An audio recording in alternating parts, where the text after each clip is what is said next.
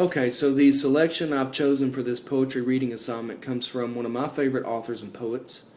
It was originally composed in 1845, and over the last 168 years has become one of America's most popular poems.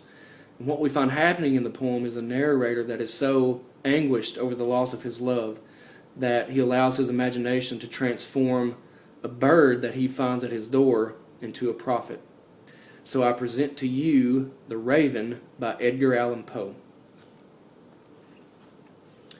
The Raven by Edgar Allan Poe. Once upon a midnight dreary, while I pondered weak and weary over many a quaint and curious volume of forgotten lore, while I nodded nearly napping, suddenly there came a tapping, as of someone gently rapping at my chamber door. "'Tis some visitor," I muttered, tapping at my chamber door, "only this, and nothing more." Ah, distinctly I remember, it was in the bleak December, and each separate dying ember wrought its ghost upon the floor.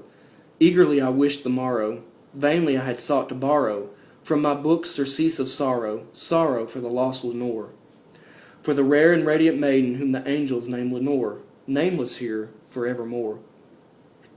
And the silken, sad, and certain rustling of each purple curtain thrilled me, filled me with fantastic terrors never felt before, so that now, to still the beating of my heart, I stood repeating, "'Tis some visitor entreating entrance at my chamber door, some late visitor entreating entrance at my chamber door. This it is, and nothing more."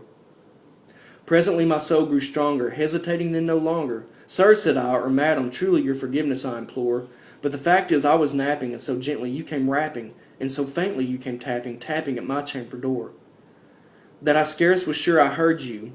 Here I opened wide the door. Darkness there, and nothing more."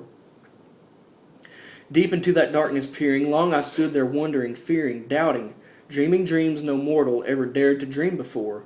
But the silence was unbroken, and the darkness gave no token, and the only word there spoken was the whispered word, "Lenore."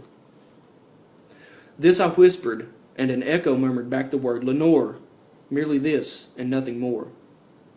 Back into the chamber turning, all my soul within me burning, soon I heard again a tapping, somewhat louder than before. "Surely," said I, "surely that is something at my window lattice.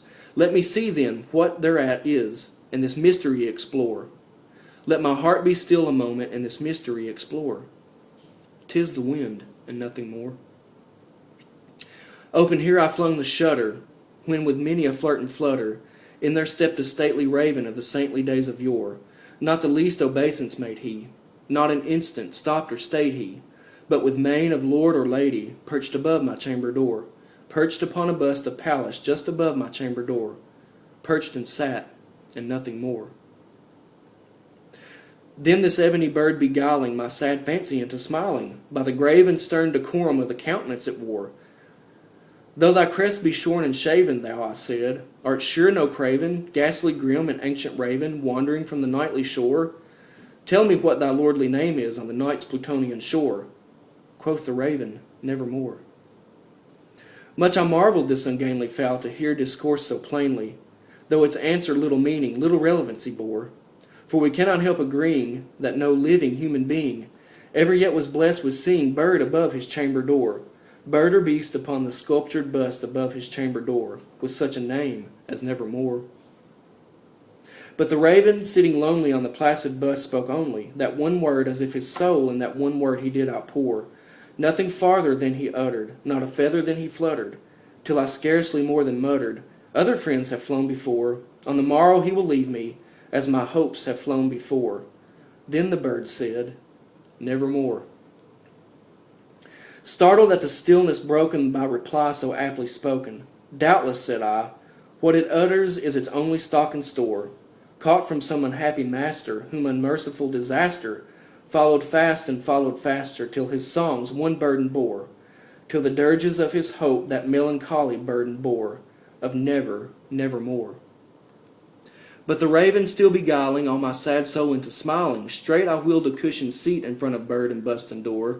Then, upon the velvet sinking, I betook myself to linking, fancy unto fancy thinking what this ominous bird of yore, what this grim, ungainly, ghastly, gaunt, and ominous bird of yore meant in croaking, "Nevermore." This I sat engaged in guessing, but no syllable expressing, to the fowl whose fiery eyes now burned into my bosom's core. This and more I sat divining, with my head at ease reclining, on the cushion's velvet lining that the lamplight gloated o'er, but whose velvet violet lining with the lamplight gloating o'er.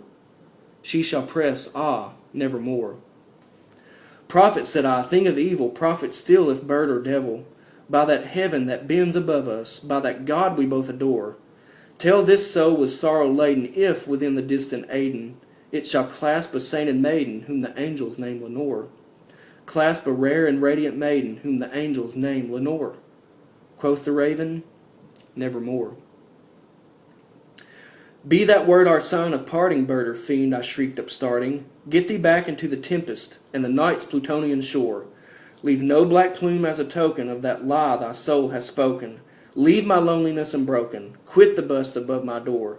Take thy beak from out my heart, and take thy form from off my door. Quoth the raven, nevermore. And the raven, never flitting, still is sitting on the pallid bust of Pallas just above my chamber door. And his eyes have all the seeming of a demon's that is dreaming, and the lamplight o'er him streaming throws his shadow on the floor. And my soul from out that shadow that lies floating on the floor shall be lifted nevermore.